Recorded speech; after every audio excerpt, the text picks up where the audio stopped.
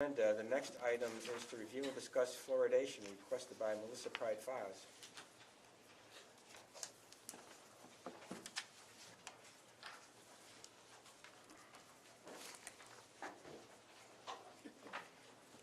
Good morning. Good morning. Thank you for having us. I have with me, to my left, Brian Moss, and to my right, Catherine Rajwani. And we wanted to just kind of give an update on where we were with regard to our request for removing fluoridation from the water. We had come to town meeting last May with a request to not, or to vote no on the way that we had written our request, but at this point we had gone back to the drawing board and met with several departments in the town, including the school department, to talk about logistics for the mouth rinse program run through the Commonwealth, and gave some information to each of the entities, including the Board of Health, about the mouth rinse program. And so where things stand, as we were doing our review, we were trying to come up with an equitable solution that was that would implement the mouth rinse program in lieu of fluoridating the water, while not overburdening the school department with and its resources, with the school nurses having to run and administer the programs. So I wanted to just, I should be giving you, yeah, that'd be great, thanks. So we just came up with a quick synopsis that we wanted to just sort of apprise you of where we were in the process of this proposal. Giving you a little information about Massachusetts being one of 34 states that currently use the mouth rinse program. There are approximately 260 public and private schools in Massachusetts that currently use the mouth rinse program in the state, and which exceeds 50,000 school children every year that are actually being fluoridated through this mouth rinse program. So the crux of what we would like to do is implement it outside of the school district at the senior center, and rent out the facility to administer it every weekend, so that parents can have a choice of whether to bring their child to be fluoridated or not. And instead of putting it in the water and using that appropriated expense in the water, it would be to offset the mouth rinse program directly through a volunteer coordinator program.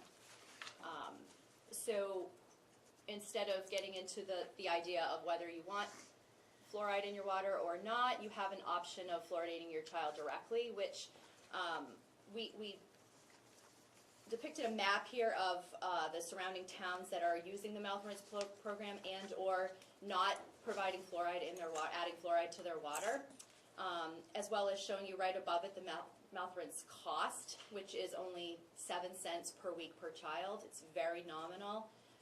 The fluoride is inexpensive to purchase in terms of the mouth rinse program, and how that is offset versus what the town spends on adding it to the water with personnel and chemicals.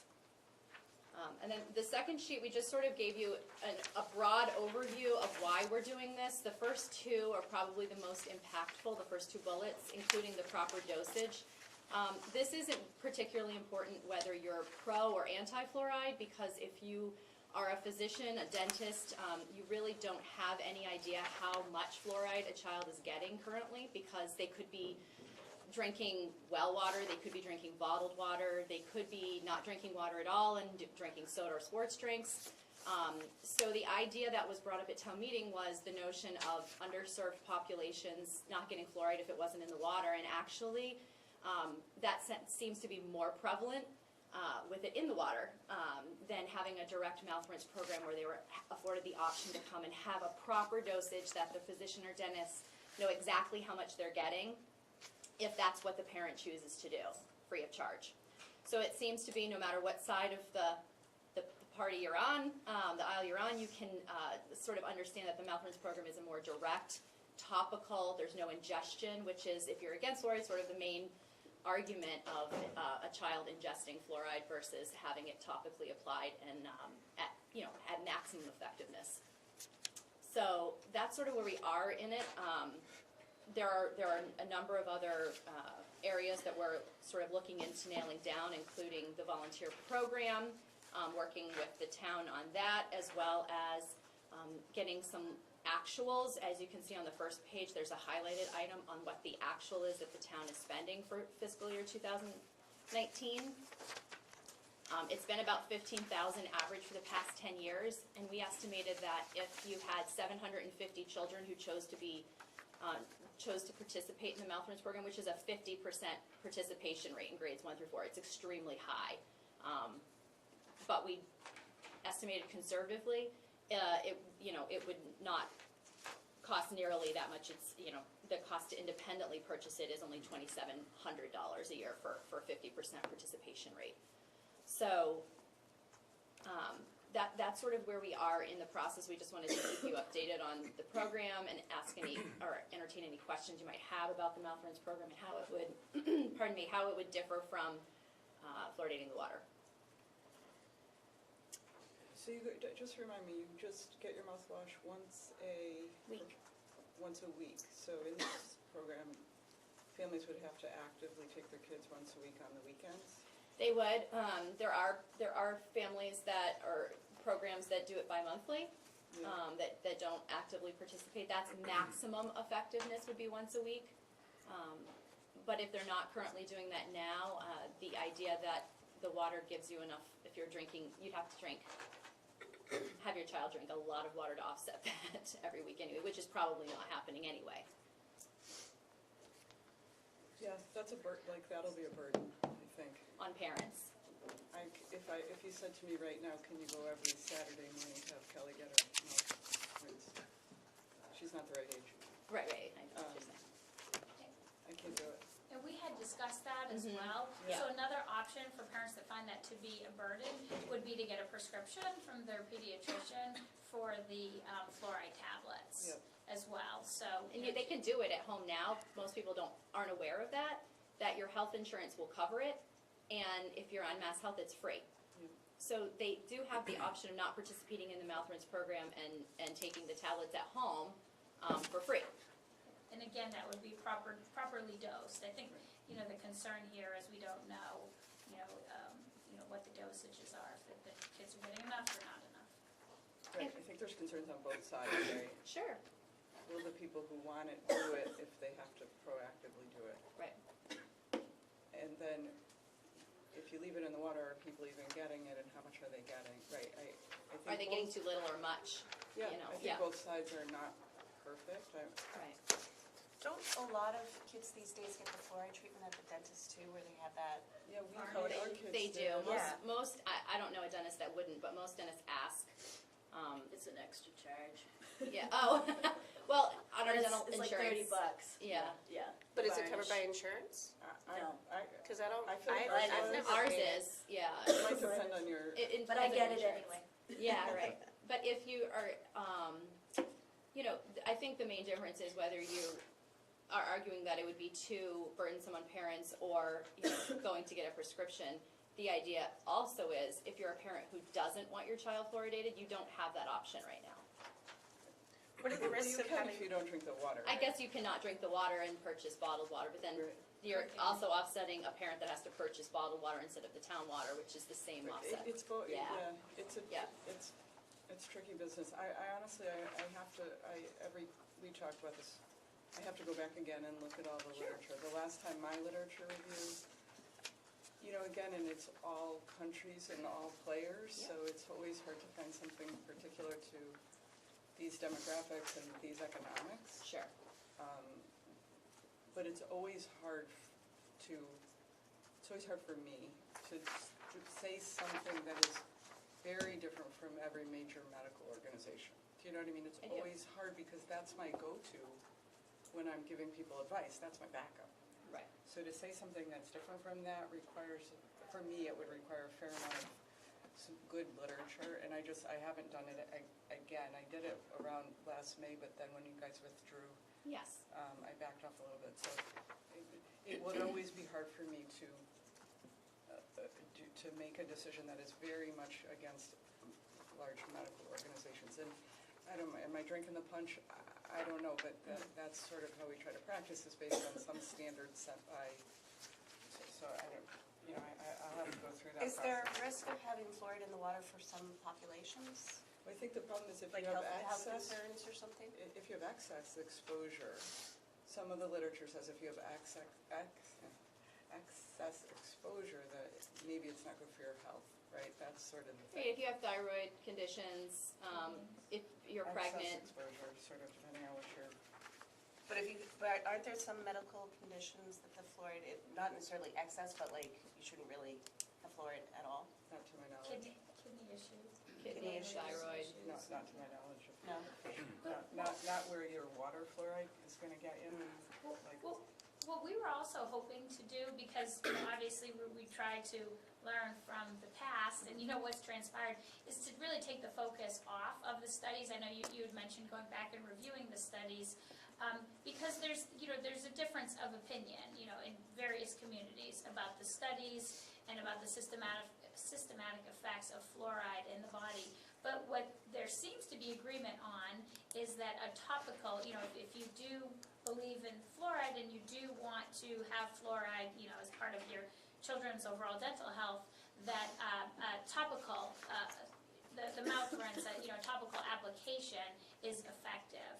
So we're really trying to get the focus off of fluoride and all these, the studies that are out there, the pros and the cons, and the debate, which for a lot of people can be very emotional, myself included, and really just get it to focus on, is there a better solution? Can we kind of get the focus on, is fluoride good? Get the focus off, is fluoride good or is it bad? And is there a better way to kind of properly dose the people who want to to have fluoride and give people some options? So that's what we're trying to focus on, the dosage and choice, basically. So is the plan to introduce another warrant article at the May town meeting? It is. And will it be the same article, or will it be reworded in any way? It will be reworded to uninclude the school district as part of the implementation program. It just didn't seem logical to try to ask a school nurse to do even more in our district. In these communities, it works fine. Worcester's in the schools? So the CWF is the I'm sorry, fluoridation Worcester towns. doesn't have Worcester Right. doesn't have fluoride rich. Who has, Pink. Pink has fluoride, no, who has mouth rinse program? Mouth rinse program is Leicester. Yep. You can see down Oh, the yeah, bottom, Auburn. Millbury and Auburn. So are Millbury. those in the schools? They're in the schools, yes. There, because they're smaller communities and. Because they're smaller communities, Yeah. right, but the other ones that are in green that have the no are not participating in either program, And fluoridating then the just water. out of curiosity, because again, if we're gonna have people have the right to choose, just out of curiosity, in these communities, how many choose yes and how many choose no? In the communities, Yeah. So that is In these three communities that do mouthwash in the schools, how much participation do they have? the participation rate varies. The state on their website estimates what it was at 33 or 32.5%, but we actually are calling the districts to ask them for their specific surrounding town participation rate as it affects this area and not just all communities. Right, so if you said mouthwash works, and people should have a choice to do it, which are both very reasonable. Mhm. But then only a third of people are doing it, so now we're giving people autonomy to choose, but then 70% of people, if the 30% is 70% of people are not choosing, so then we're getting back to a place where people won't get fluoride. I think that the issue there is a lot of people who are if the kids are regularly brushing their teeth and if they're going to the dentist, They may be especially if getting it they're there. getting the varnishes, it's not really needed. So I think the parents that choose not to do it aren't necessarily doing it at the peril of their children's teeth. They're doing it because they're already implementing proper oral hygiene for their families. Or potentially, this is participation in the mouth rinse program. If they're already feeling like they're getting, tablets at the dentist or other Right, you don't entities, know. that would offset some of that, 70% deficit. But, I think similar to flu shot or different, Those are totally emotionally charged, you know what I mean? they're We talk very, about- very, Right, we yes. talk about flu shot all the time. 85,000 people died in the country last year from flu. Right. The shot's not 100% protective, I get it. Right. But people who get the flu shot have a much less aggressive course of the flu. Pregnant women die all the time from the flu. Should they, can they, we're in this country, maternal mortality in this country is higher than it should be. If we back off, it just creates anxiety for me. And so I will always not be supportive of pulling it out of the water. So it will fall to you guys to come up with a Board of Health recommendation. It just will. Do you know what I mean? It just will. Yeah, I do think we need to, revisit this, prior to town meeting. Do what we've done before in the past, is invite all parties who are interested to comment on the issue before the board votes to recommend or not recommend at town meeting. But I really appreciate you coming in to give us an update of what's going on and new information. Sure. But I would hope that we would have another one of these, comment periods before town meeting in May. I mean, I think one of my concerns too is that, the idea of having it in the water is sort of a very old practice. It's something that, Absolutely. was implemented during a different time period. Absolutely, before fluoride toothpaste and. Right. Right. And No, what I you can totally get at the it. store and what happens at the dentist, I think it makes sense to revisit it. I also am a little concerned that we're getting fluoride supply from China. Why are we getting it from China? I think we've had this discussion before too, so I can't remember. Bob Szewski always speaks to that. I think we've always gotten it from China. I don't No. know. No, it's, we haven't. we were getting it from North Carolina in FY18. This is a new Right. change. Yeah, Is cost.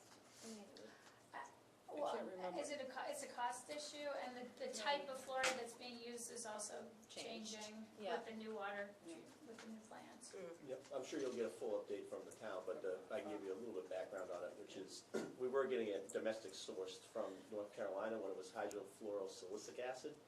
That was what we were getting from the phosphate fertilizer plant in North Carolina, from, I think it's Lee Creek, North Carolina, so that was confirmed by the town. And then when we moved to, because that is such a, hydrofluorosilicic acid is such a strong acid, and it's kind of dangerous to use even for the employees of the town that were handling it. What they decided to do when they went to the new water plant, so now that the new water plant is online as of October, they switched to use sodium fluoride. There is no domestic source of sodium fluoride, so they have to import it from China. The particular mine in China, we're trying to still get confirmation of. There's no confirmation How's that of going? where that is. That's okay. It's concerning to me, but okay. So yeah, I think it would be wise to, revisit the issue with another meeting before town meeting and do some more research. You guys can do some more research, maybe we can get more definitive information on the exact source of the fluoride and its safety and so forth, and then decide. Okay. Okay?